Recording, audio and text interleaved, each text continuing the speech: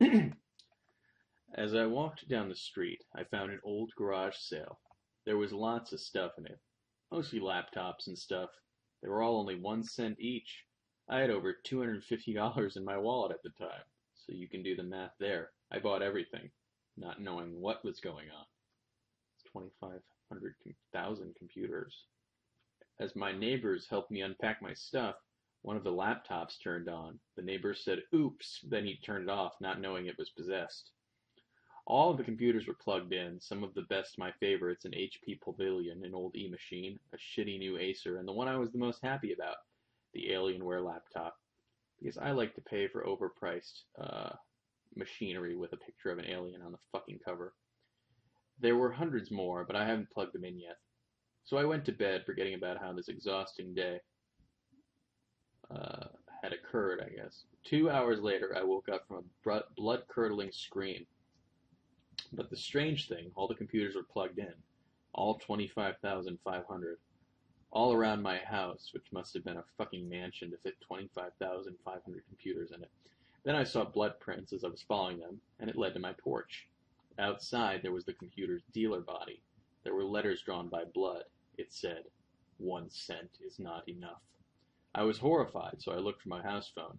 It was plugged into the wall instead placed in the desk. I didn't care. I called 911, then I got a voice message which said, "1 cent will always pay you back." Then I heard another scream that sounded like one of my neighbors. So I ran to get my iPhone 4S, but it was a Debian-like screen. What?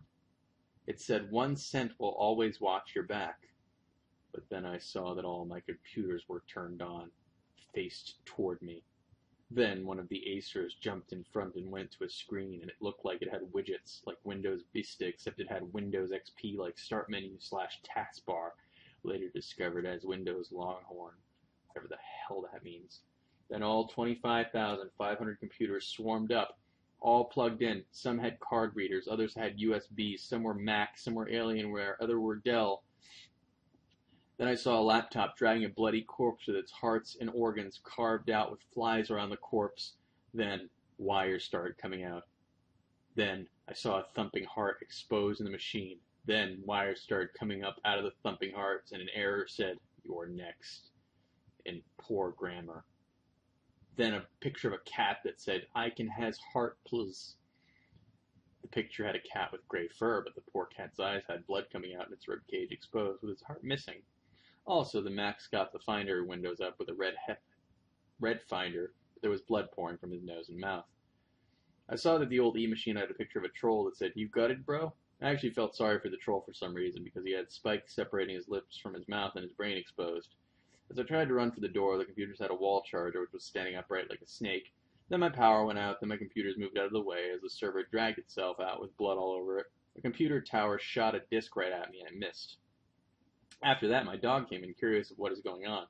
The computer tower shot another disc at its head, and my dog's head got chopped off as I saw inside the dog's heart last beating.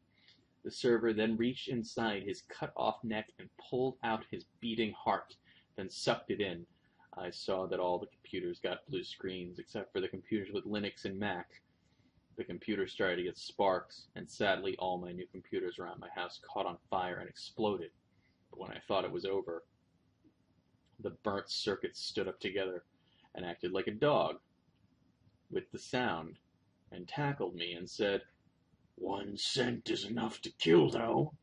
Then wires started popping up and stabbed into my skin, and the computer circuit said, "Shh, 1 cent is not enough to buy me." As I walked down the street, I found an old garage sale. There was lots of stuff in it. Mostly, oh, this is just a story double pasted. Okay, that's actually the end. Someone just double pasted the story twice for some reason. Okay then.